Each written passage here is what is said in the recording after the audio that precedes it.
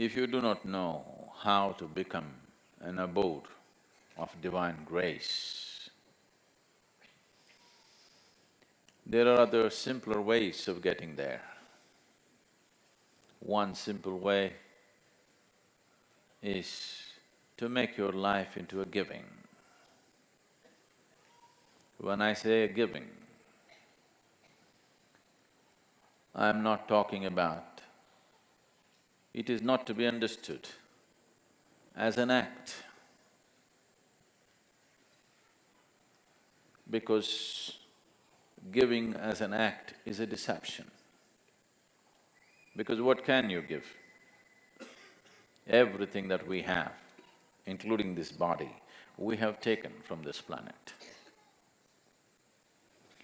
What we can give is only a paltry part of what we have taken.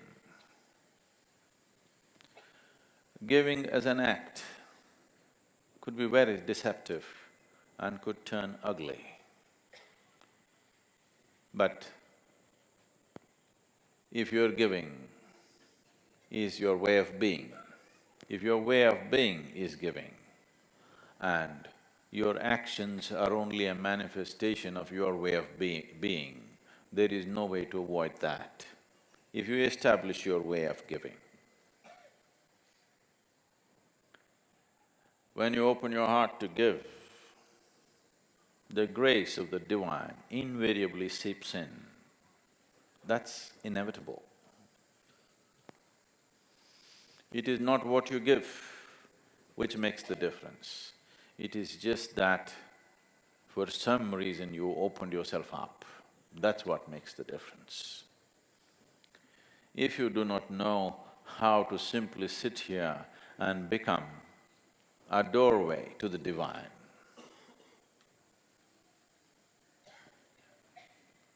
giving is a simple way of making yourself porous enough so that the grace of the divine inevitably enters you.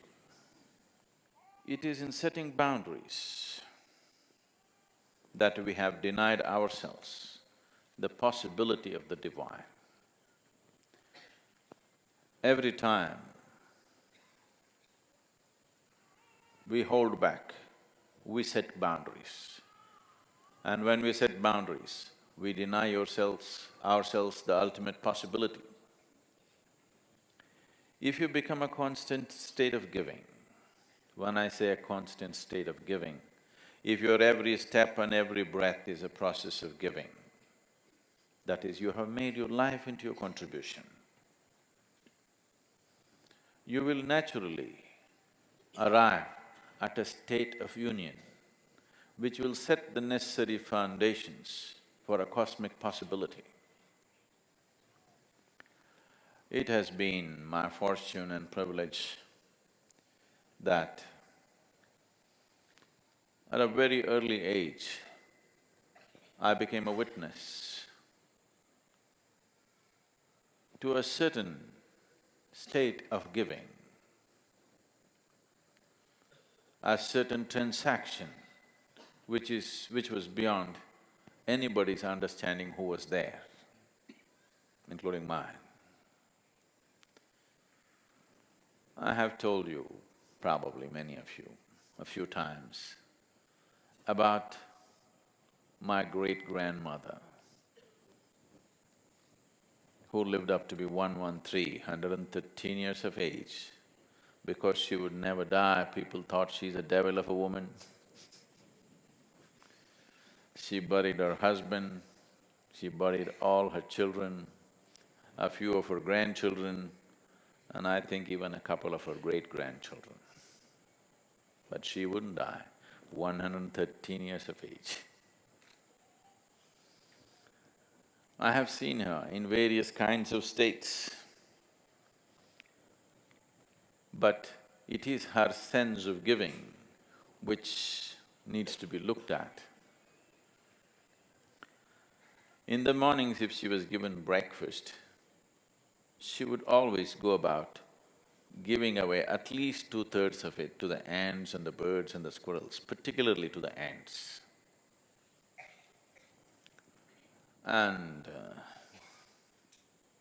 there would be unsolicited advisors around who would say, she's throwing all her food around, this old woman will die without eating. They all died. She didn't.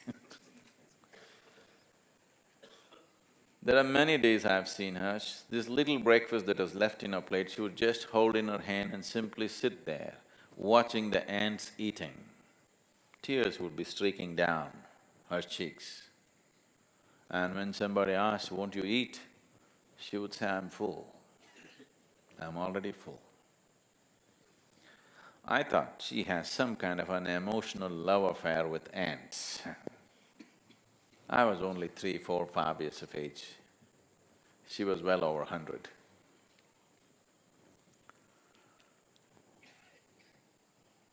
It is many, many years later, I realized there's another way to transact with the world. If the ants ate, she was being nourished. A logical mind would never understand this. This would look like rubbish to a thinking mind. But she was nourished like this. It is this nourishment which gave her an extraordinary longevity. Life happens in many ways. Your nourishment is not just through the food that you eat. Even now, only 25 to 30% of the nourishment comes from the food that you eat. The rest of it is the air that you breathe, the water that you drink and the sunlight. Without these things, you will dissipate. So giving is… First, I want you to understand, you have come with nothing, so you cannot give. We're just trying to deceive the Creator. We are giving. There's nothing to give. We just act it out. He also kind of plays along, so it's okay. We are playing a game. We are smart, so we're trying to deceive him. But he's intelligent, so he plays along. He's wise, so he plays along. There's nothing here to give. Everything is that we have picked up from here. We take a lot and give little, and that's the only way you can live. Doesn't matter how much you give, what you have taken is bigger than what you have given, always. That's the only way life can be. So don't make too much out of giving. It's just a trick. This possibility, it's a simpler possibility than if you do not know anything, if you do not know any other mode of opening yourself up to the creation. This is a simple possibility, just making every act, every breath into your process of giving, seeing how you can contribute to everything around you, no matter what you're doing. You will see, in 24 hours' time, you will be so rich. The experience of life, the beauty of life will set a glow on your face just like that, simply because that's how you are. Because that's the only way life functions. Life, the process of life is a giving. It's a transaction.